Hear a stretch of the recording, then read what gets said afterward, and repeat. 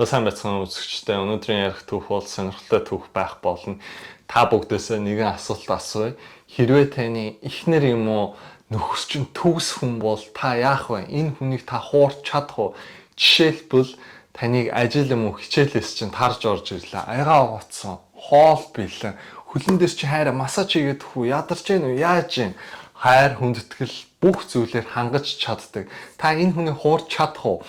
Энэ хүнийг хуурсан хүний талаар ярьцгаая. Ли Шарло хэмээх бүсгүй хамтдаа Лүлүгээ нэрлэцгээе. Учир нь Лүлү бол ийм учраас Лүлүгийн хувьд нэлээд баян эцэг ихээс гаралтай. Эхийнх нь хувьд Америкт корпорацийн захирал хийдэг 50 тэрбум төгрөгийн хөрөнгөтэй, аав нь ч гэсэн алдартай студенттэй. Лүлү юу болсон бэ? Аавынхаа замыг дагсан, жүжигчний мэргэжлээр суралцсан. Лүлүгийн хувьд дөнгөж 17 настайдаа алтан морины эзэн болсон. Алтан морины эзэн ямар учиртай вэ гэхээр Америкийн Оскарын шагнал шиг тийм том шагналыг дөнгөж 17 наснда авцсан. Тоглоомын хаан л гэсэн үг Лүлүгийн хувьд. Хятадд нэгэн зүйл байдаг. Дөрвөнтэй байдаг. Энэ нь юу гэсэн үг вэ гэхээр 4 алдартай жүжигчин, 4 рэпер, 4 дуучин гэх мэт энэ 4 алдартай хамгийн тийм best 4 жүжигчний нэг нь Лүлүгээр тодорцсон.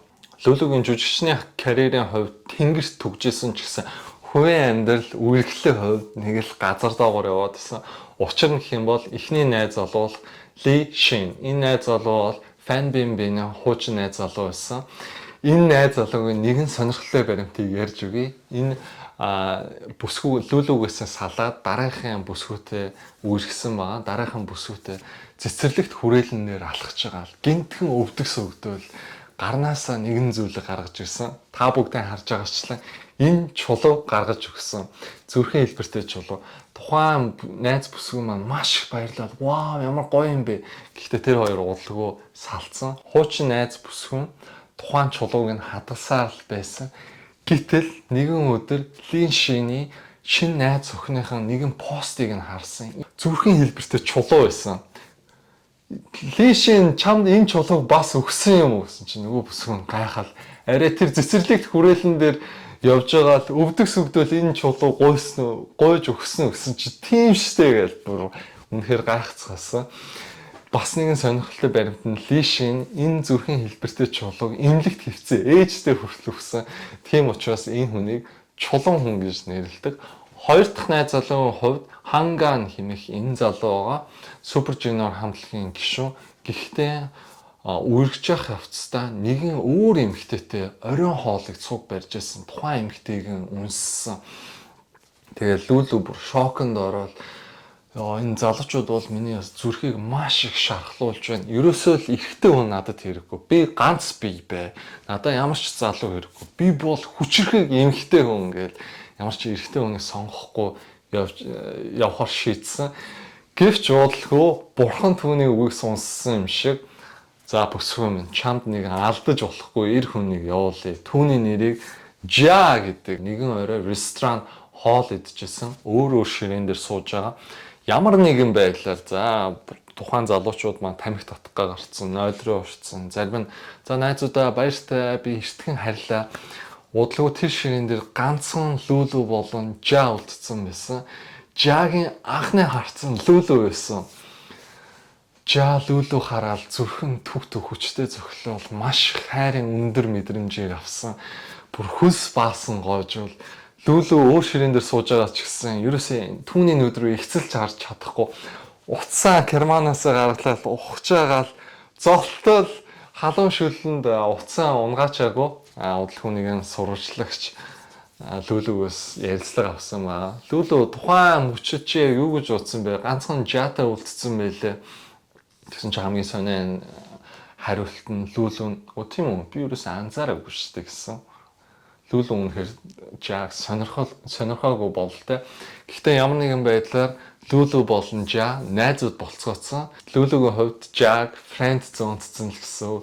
Жаг ингээл араас нь гүүгэл байгаа цэцэг барьж өгөн. Жагийн хувьд маш их шаргуу хөлмөрч залуу 7 хоногийн 7 өдөр ажилладаг. Бүх зүйлийг ажилдаа л зориулсан. Гэхдээ сонирхолтой зүйл нь хэрвээ Лүлү Жагийн хэрэгцээ гарах юм бол шууд залгаал би чамтай уулзмаар байна гэхэд Жа бүх ажлаа хаяал онгоцоор нисэл Жатай уулздаг. Миний дуртай цэцгийг аваад өгөөч гэхэд 5 цэцгийн дэлгүүр олж хайж ээж тухайн дуртай цэцгийг нь авч өгсөн. Тэгэхээр Жагийн маш их хайртай. Араас нь 2 жил гүйсэн. 2 жил гүйгээд нэгэн орой бодсон байгаа. За энэ бүсгүй би ерөөсөө өөрөө болгож чадахгүй маань. Одоо болио доо би бууж өгье гэж шийдэл байжсэн чинь цэнцэн гэл утсан дээр нь мессеж ирсэн. Мессежний эзэн Лүлү байсан. Лүлүгийн хувьд би маш их удаан бодсны эцэст би чиний найз хүн чинь болмоор байна гэж хэлсэн. Жагийн хувьд тухайн оройд хөлн газарт хүрэхгүй маш их баярсан. Лотерейд хожсон юм шиг их баярсан. Удалгүй Жа болон Лүлү хоёр маань гэрэлсэн. Та бүгдээ харж байгаачлаа энэ хормын зургууд гарч ирсэн. Хормын зургийн нэг сонирхолтой баримт нь Жа Лүлүгийн хөлийг нь үнссэн. Энэ болохоор Хятадын соёл юм билээ. Гэхдээ орчин үед бол Хятадын одууд нэг тийм хөлн мөлийг нь үнсдэггүй. Жагийн хувьд үнссэн. Тухайн хоёр маань дундаасаа хөөрхөн охинтой болсон. Жагийн хувьд Хятадын арт түмний хувьд Жаг маш их хөндлөсөн. Учир нь юу гэх юм бол Жа бол маш шаргуу хөлмөрч залуу, шаргуу хөлмөрч ирсэн охин болон их нэртэй бүх цаг завыг гаргадаг. Түүний нэг номерын зорилго нь юу вэ? Гэр бүлээ хамгийн сайн сайхнаар авч явах зорилготой байгаа. Гэхдээ Лүлүгийн зорилго юу вэ? Лүлүгийн зорилго бол Хятадын рэп тэмцээний фан болох. Тухайн үед Хятадын рэп тэмцээний фан болж ирсэн юм байлээ. Тухайн хоёр алдартай артист гарч ирсэн, рэпер гарч ирсэн. Эхнийх нь PG1 хэмээх энэ залуу, хоёр дахь нь Gun хэмээх энэ залуу. Энэ хоёрын жанр нь гэх юм бол хоёр тусдаа онцлогтой. PG1 нь илүү амьдрал дуулсан Монголын хипхоптой харьцуулах нь бол rock band тал руугаа маркетинг нэлээд өндөр авцсан. За Gun хэмээх залуугийн хувьд гэх юм бол энэ залуу маань илүү тийм гангстер мөнгө хүүхэн шуухан дуулдаг. Та бүгдээ харж байгаачлаа ямар аим хатуу залуу вэ гэж харж байгаа. Гэхдээ найз охинтой ярьж байгааг үзэх юм бол нэлээд Хятадын арт түмэн энэ хоёрын харилцааг нөхөрцсөн билээ. Учир нь гэх юм бол Gun хэмээх залуу маань шоунд орж эхлэхээс өмнө нэг охинтой өргөжсэн. Шоуныхаа дараа ч гэсэн тухайн охинтой өргөжсэн. Энэ бичлэгэн дээр харж байгаа шүү. Хөөхөн өнсөж байгаа бичлэг нь үнэхээр өхөөрдөм харагдчихжээ. За PG1 хэмээх энэ залуу гарч ирсэн. PG1-ы номер 1 фэн нь бол Лүлү болж гисэн. Гэхдээ нөхөр Жагийн хувьд Лүлүдээ бүх хөрөнгөө зараад би ерөөсөө эхнэрийнхээ мөрөөдлийг биелүүлмээр байна гэсэн зорилго тавьсан байсан.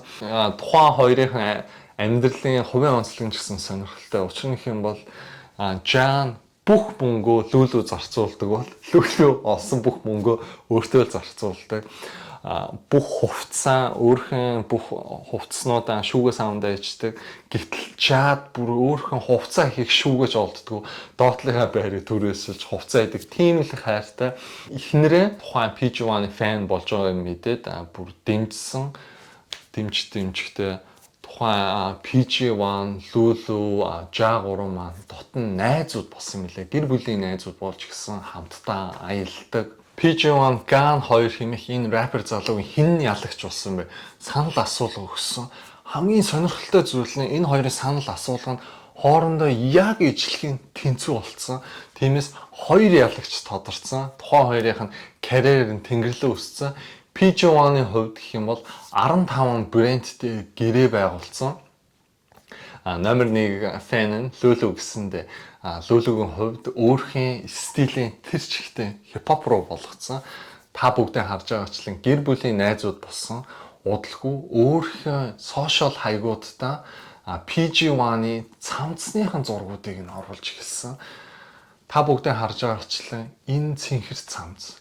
За мөн энэ хар цамц 424 гэсэн энэ бичгтээ хувцснуудыг өмсөх болсон. Учир нь гэх юм бол PG1 4 сарын 24-нд төрсөн юм байлээ. Хятадын арт түмэн бол энийг нэх анзаараагүй. Өө сайхан гэр бүлийн найзууд юм байна гэсэн байдалтай бодож байсан. Гэвч удалгүй 2017 оны 12 сарын 31-нд Ja гэртээ стриминг бичлэг хийжсэн.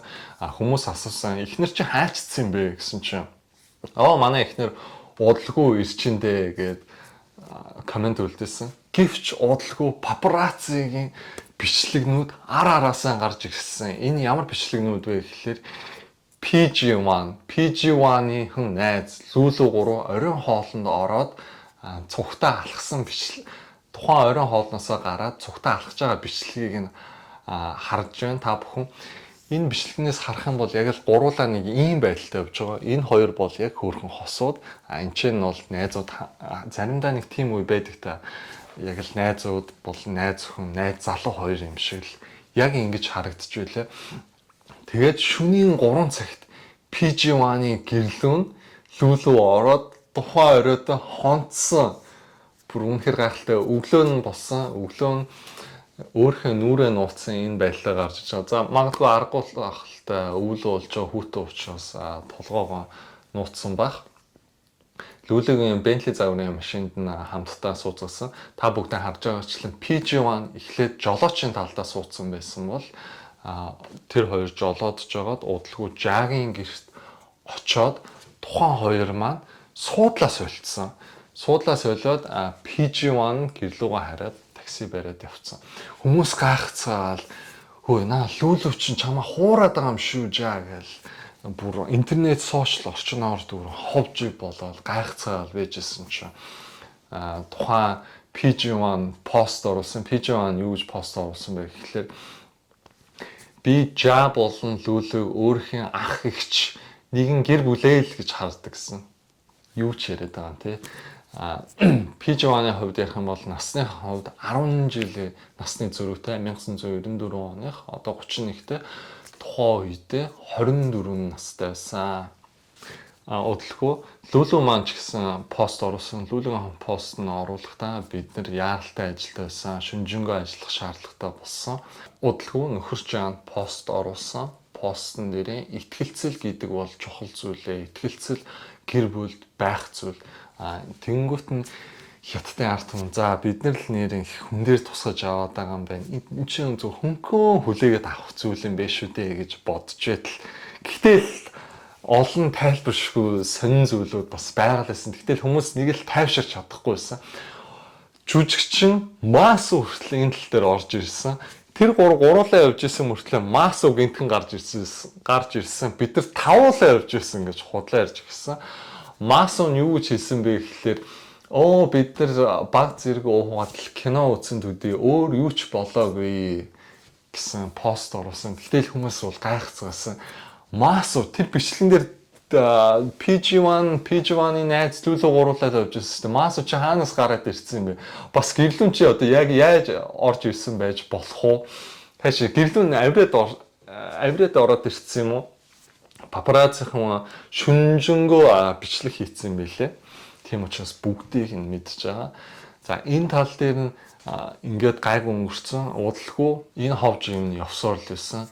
Лүлүгийн нэг сонирхолтой зүйл нь Instagram дээр нөхрөө дагдаг. Гэхдээ PG1-ыг дагдаг. Нэгэн пост оруулсан амьдрал хэцүү ч гэсэн чамтай хаталт энд амар байна. Эможи цэнхэр шар загсны эможи, сахиусан тэнгэрийн эможи оруулсан юм байлээ. Цэнхэр шар загс нь ямар учиртай вэ гэхлээр PG1 нь цэнхэр шар өнгийн цамц өмсдөг. Энүүгээр нь PG1-ыг дүрсэлж байгаа. Сахиусан тэнгэр нь бол өөрөө юм байлээ. Удалгүй нэгэн бичлэг цацгдсан. PG1 болон Лүлү 2 хамтдаа олон өнцгнөөс тэрвэрлэгдсэн. Энэ бичлэгийн цацгтаад гарны бүжиг хийж байгаа хүртэл цацгдсан. Энэ хоёр яагаад энэ бичлэг хийгээд энэ постлж байгаа юм бол үнэхээр гайхмаар. Тэгэл энэ зүйл дээр нь Ja пост оруулсан. Jaгийн постын нэг онцлог нь юусэн бэ гэхэлэр энэ бүх зүйлд миний буруу. Магадгүй би хэд их ажиллаад эхнэртэй цаг зав зарцуулаагүй байна. Тиймээс л намайг хуурчлаа гэж өөрийгөө буруутгасан. Хятадын ирчүүд үзээ яаж байгаа учир нь хэм бол би ногоо малгай өмссөн. Ногоо малгай нь ямар учиртай гэхэлэр хэрвээ эхнэр нь хуурцсан бол нөхөр нь ногоо малгай өмссөн гэж үздэг юм байлээ. Гэтэл Jazz гэж байгаа нэг сонин арай л гин байх шүү залуу.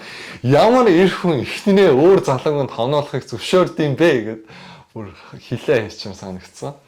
Удалгүй маш их зүйл, энэ зүйлээс болж маш их зүйлүүд болсон. PG1-ы карьер нь тэр чигтээ нурцсан. PG1-ы карьерийн хувьд тухайн тэр шоу тэмцээнээс өөрхийн түнэл бүр газар доороос өөрхийн карьерийг Тэнгэрлүү нисгсэн 15 брэндтэй гэрээ байгуулсан.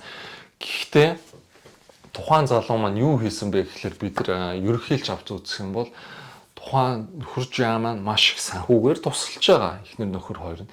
Гэтэл тусалсан хүнийг араас нь хутгалцсан. Эхнэрийг нь булааж авсан. Энэ бол үнэхээр уучлалч болшгүй зүйл, хүүхдийн өмчрүүлсэн. Тийм учраас тухайн 15 брэнд нь гэрээгээ цуцалсан. PG1-ны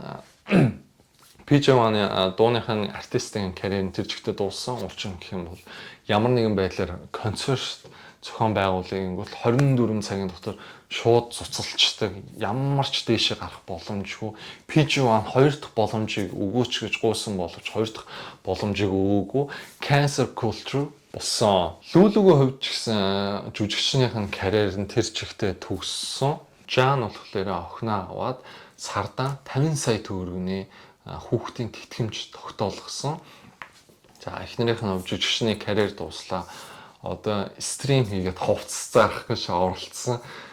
24 цагийн дотор л бас л тухайн сошиал орчныг нь хоригдсан. Ямар ч хувцас заах боломжгүй болгоцсон. Яг нэг хувцас зарлалтаараа 24 тэрбум төгрөгийн ашиг 20 тэрбум төгрөгийн ашиг болсон мөлий. Гэхдээ карьер нь байхгүй болцсон. Энэ ховж ивнээс болоод PG1 Lulu 2 маань удалгүй салсан. PG1 нь найз охинтой болсон. Түүний найз охиныг Зүү гэдэг. Зүү нь мөн л адил зүүн стрим хийдэг PG1-тэй үргэлжлэх гэдгийг олон нийтэд зарлцсан.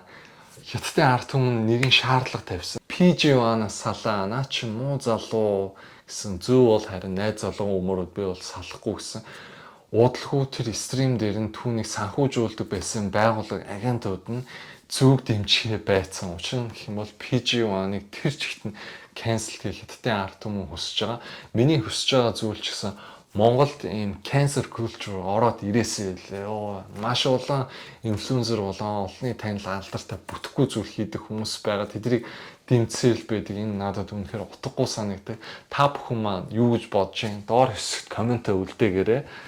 Удахгүй уулзцгаая. Баярлалаа. Баяртай.